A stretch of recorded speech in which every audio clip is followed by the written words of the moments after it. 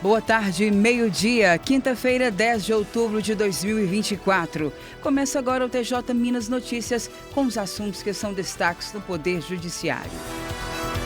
Justiça Mineira condena o hospital a indenizar paciente e filhos em quase R$7 mil por danos materiais e morais. Juiz Consuelo Silveira Neto passa a integrar o GMF do TJMG e assume a coordenação das APACs no estado. Inscrições para o mutirão de condomínio na comarca de Santa Luzia terminam amanhã. E ainda, CNJ institui o ato normativo sobre as diretrizes para a nomeação de advogadas e advogados dativos nos tribunais.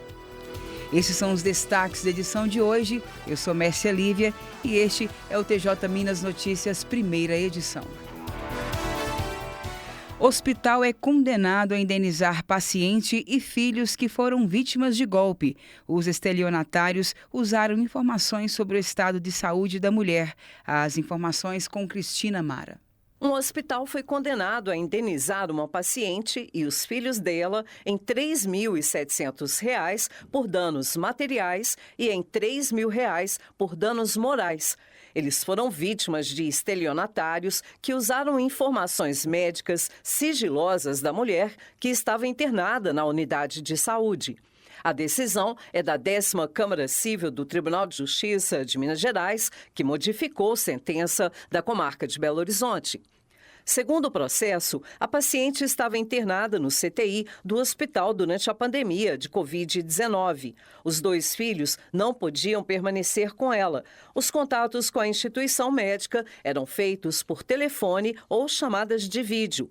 A filha da paciente recebeu uma ligação de um homem se passando pelo médico do hospital, pedindo depósitos para pagar exames e remédios que não seriam cobertos pelo plano de saúde. Os filhos argumentaram que, devido à urgência e por acreditarem nas informações, fizeram os depósitos solicitados. Segundo eles, só descobriram que foram vítimas de golpe no dia em que a mãe teve alta hospitalar. Os 3 decidiram ajuizar a ação contra o hospital, solicitando o pagamento de danos materiais e danos morais. O hospital alegou que, ciente da prática de golpes similares, alerta os pacientes e os acompanhantes por meio do termo de ciência e orientação de golpes, no sentido de que não forneçam informações por telefone ou realizem depósitos bancários para terceiros. Em primeira instância, o juiz determinou que o hospital indenizasse os autores pelos danos materiais de R$ 7.400 e pagasse R$ 5 mil a cada um pelos danos morais sofridos. Diante dessa decisão, todos recorreram.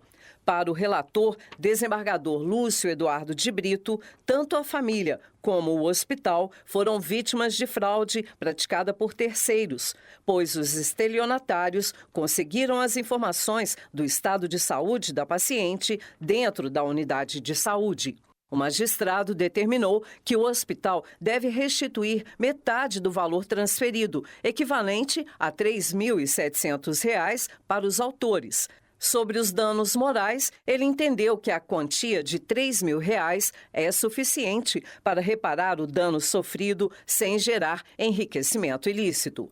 Do Tribunal de Justiça de Minas Gerais, Cristina Mara. O presidente do TJMG, desembargador Luiz Carlos Correia Júnior, convocou o titular da primeira vara criminal e de execuções penais da comarca de Caratinga, juiz Consuelo Silveira Neto, para atuar como novo coordenador executivo do programa Novos Rumos no segmento APAC, Associações de Proteção e Assistência a Condenados. O juiz passa a integrar o GMF, Grupo de Monitoramento e Fiscalização do Sistema Carcerário e das medidas socioeducativas da Corte Mineira.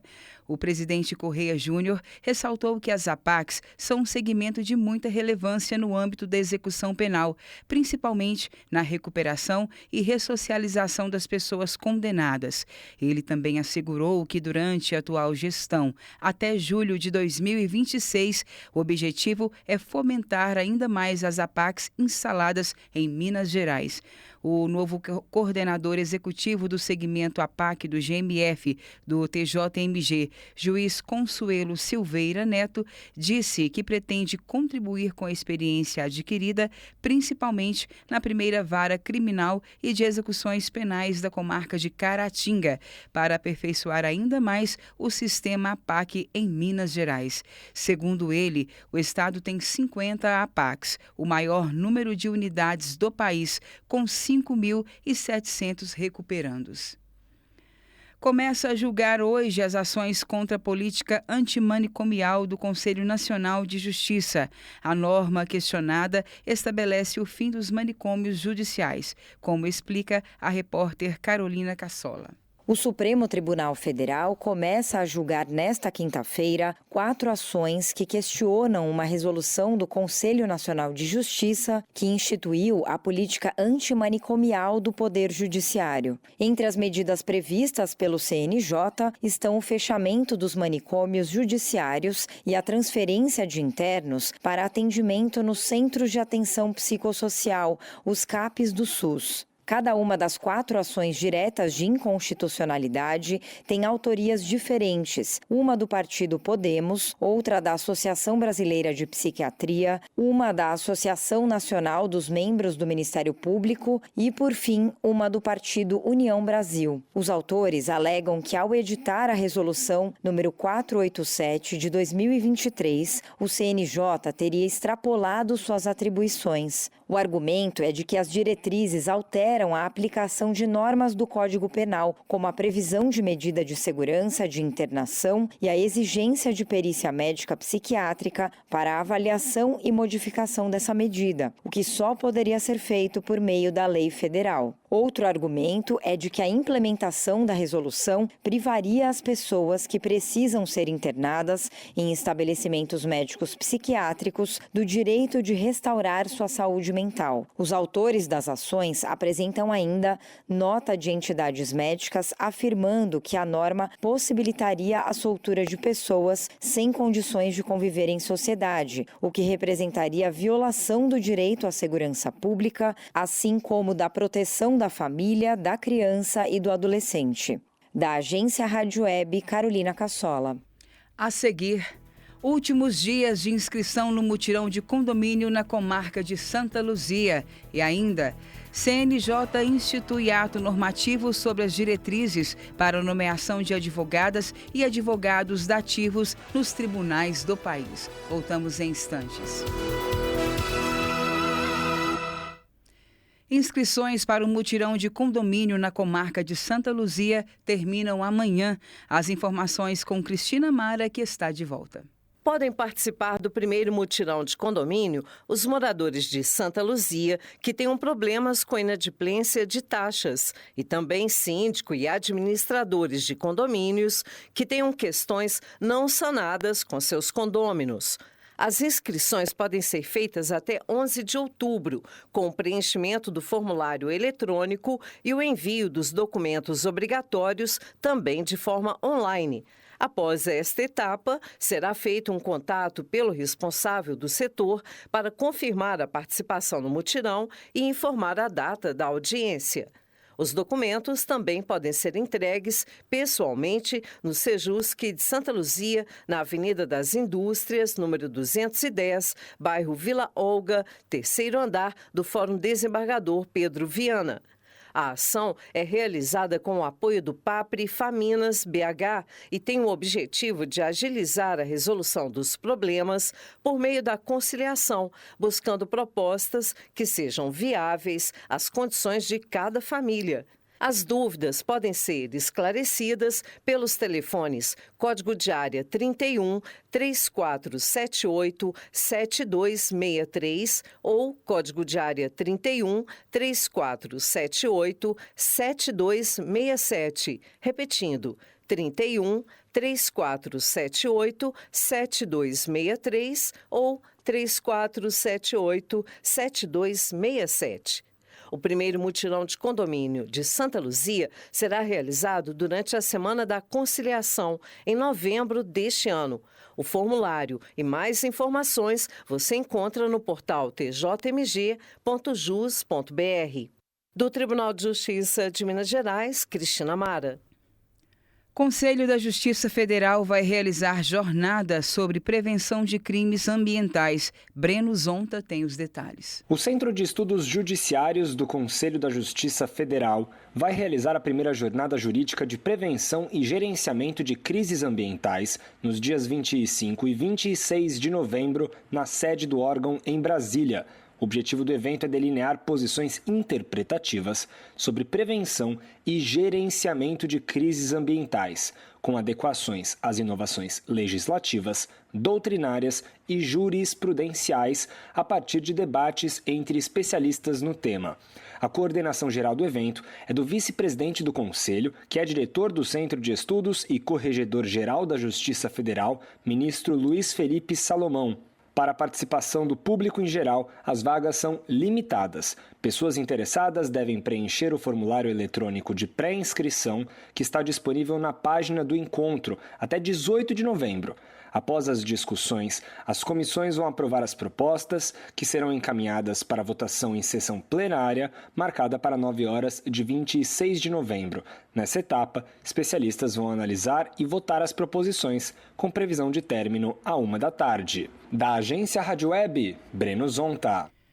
O ministro Dias Toffoli, do Supremo Tribunal Federal, foi eleito para um novo mandato de 2 anos como ministro substituto do Tribunal Superior Eleitoral.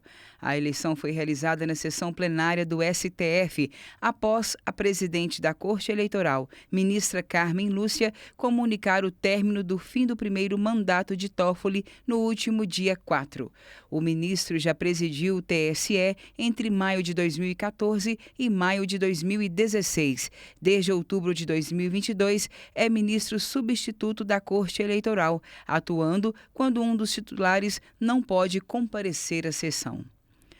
O Conselho Nacional de Justiça instituiu um ato normativo aprovado pelo plenário. As diretrizes necessárias à nomeação de advogadas e advogados dativos pelos tribunais brasileiros. Quem explica é o repórter Fabrício Veloso. Esses profissionais, conforme a norma, devem ser designados pelo Poder Judiciário em locais onde não haja um membro da Defensoria Pública que atue na comarca. O intuito é assegurar àqueles que não podem pagar os serviços de assistência jurídica e a ampla defesa.